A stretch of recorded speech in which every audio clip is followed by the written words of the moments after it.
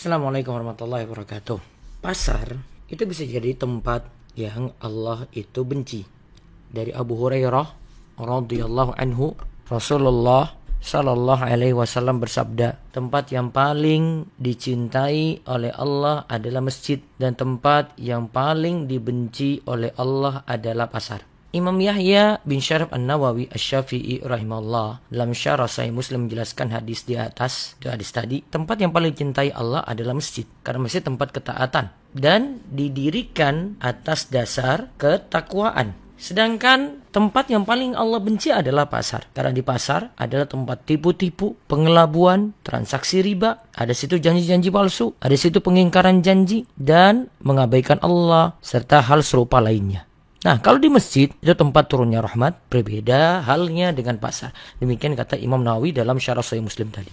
Jual beli itu bisa melalaikan dari ibadah. Makanya perintah sholat Jumat itu dikaitkan dengan perintah meninggalkan jual beli. Disebutkan dalam hadis Jabir radhiyallahu anhu bahwasanya Nabi sallallahu alaihi wasallam berdiri berkhutbah pada hari Jumat. Lalu datanglah rombongan dari Syam. Lalu orang-orang itu pergi menemuinya. Nah, lihat, mereka meninggalkan sholat Jumat tuh. Sehingga tidak tersisa kecuali 12 orang saja. 12 orang saja yang mendengarkan khutbah Jumat. Karena pengaruh jual beli tadi. Makanya dalam ayat surat Jum'ah itu, ayat 9 tadi diperintahkan untuk meninggalkan jual beli. Hai orang-orang yang beriman, apabila diseru untuk menaikkan sholat Jumat, maka bersegeralah kamu kepada mengingat Allah dan tinggalkanlah jual beli. Yang demikian itu lebih baik bagimu jika kamu mengetahui bahwa jual beli itu dapat melalaikan dari ibadah. Kita perlu tahu adab-adab ketika masuk pasar. Yang pertama, jangan lupa berzikir kepada Allah. Berzikir ketika masuk ke pasar. Hendaklah lisanmu selalu basah dengan berzikir kepada Allah. Di dalam kitab Jami'ul Ulum wal Hikam karya Imam Ibnu Rajab, Abu Ubaidah bin Abdullah bin Mas'ud berkata, ketika hati seorang terus berzikir kepada Allah, maka ia seperti berada dalam sholat. Jika ia berada di pasar, ia menggerakkan kedua bibirnya untuk berzikir, maka itu lebih baik. Karena di pasar, itu orang-orang itu kebanyakan lalai. Ibnu Rajab juga menyatakan bahwa sebagian salaf ada yang bersengaja ke pasar hanya untuk berzikir di sekitar orang-orang yang lalai dari mengingat Allah. Nah, itu kiat yang pertama. Terus yang kedua, adab yang kedua adalah masuk pasar itu seperlunya. Coba perhatikan perkataan dari Salman Al-Farisi berikut ini. Jika Anda mampu, janganlah menjadi orang yang pertama kali masuk pasar. Jangan pula menjadi yang terakhir keluar darinya, yaitu keluar dari pasar. Sebab pasar adalah tempat perangnya setan, di sanalah ia menancapkan benderanya. Kalau kita pahami dari sini berarti pasar itu tempatnya setan. Karena tadi ya, kerusakan-kerusakan yang ada, tadi penipuan, riba, hal-hal muamalah yang rusak, itu ada di pasar. Namun ingat, masuk pasar itu ketika butuh, tidaklah disebut makruh. Artinya boleh, dalam ayat itu disebutkan, dan kami tidak mengutus rasul-rasul sebelummu, melainkan mereka sungguh makan makanan dan berjalan di pasar-pasar. Dan kita tahu bahwasanya para sahabat juga berdagang di pasar-pasar. Selain tadi disifati tentang Rasulullah ya, Ibnu Umar dan Abu Hurairah juga pernah masuk pasar pada hari-hari tasyrik sambil bertakbir. Akhirnya orang-orang di pasar pun juga ikut apa?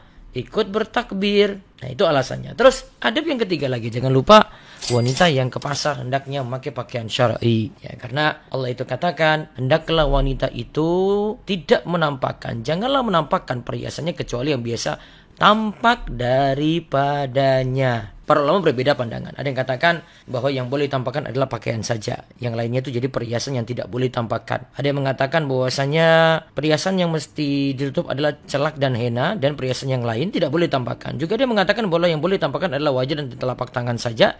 Selain itu berarti wajib tertutup. Nah, intinya kalau wanita itu di pasar hendaklah memakai pakaian syar'i, karena di situ kan bercampur laki-laki dan perempuan, sangat sulit dihindari, sehingga menutup aurat itu sangat-sangat urgen.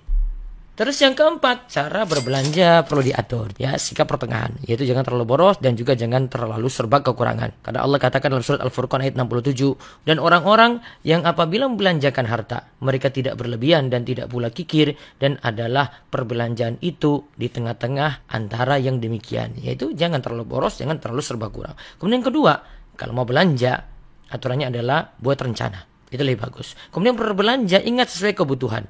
Kebutuhan itu ada yang primer, kemudian kita setelah itu baru penuhi yang sekunder, baru penuhi yang tersier. Dahulukan yang primer terlebih dahulu. Yang dimana kalau itu tidak ada, kita bisa binasa. Kemudian keempat, kalau punya kebutuhan tadi tetap menyesuaikan dengan kemampuan. Kemampuannya bagaimana? Gajinya berapa sih? Penghasilannya berapa sih?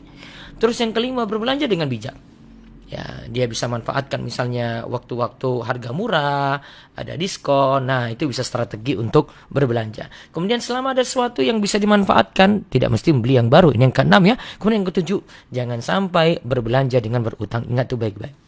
Terus yang perlu diingat lagi, berlaku jujur dan amanah. Karena di antara sifat orang munafik itu, ya mereka itu dusta dalam perkataan, menyelesaikan janji, dan mereka itu tidak amanah. Dan juga Nabi SAW itu bersabda, sesungguhnya para pedagang akan dibangkitkan pada hari kiamat nanti sebagai orang-orang fakir, jahat, kecuali pedagang yang bertakwa kepada Allah, berbuat baik dan berlaku jujur. Yang terakhir, yang keenam, menundukkan pandangan sebagaimana diperintahkan dalam surat An-Nur ayat 30-31. Dalam hadis Abu Sa'id Al-Khudri radhiyallahu anhu, Nabi SAW bersabda, janganlah kalian duduk-duduk di pinggir jalan, kata Nabi SAW. Maka para sahabat ketika itu bertanya, itu kan kebiasaan kami yang sudah biasa kami lakukan, karena itu menjadi majelis tempat kami bercengkrama. Mereka itu menyatakan demikian. Kemudian beliau bersabda, jika kalian tidak mau meninggalkan majelis seperti itu, maka tunaikanlah hak jalan tersebut. Terus para sahabat tanya, apa hak jalan itu? Beliau menjawab, hak jalan itu adalah menundukkan pandangan, menyingkirkan gangguan di jalan, kemudian menjawab salam, dan amar ma'ruf nahi mungkar. Hadis ini riwayat Imam Bukhari. Demikian berbagai adab saat di pasar. Semoga kita senantiasa mendapatkan keberkahan dan jauhi dari mara bahaya. Allahu yubarik fiik.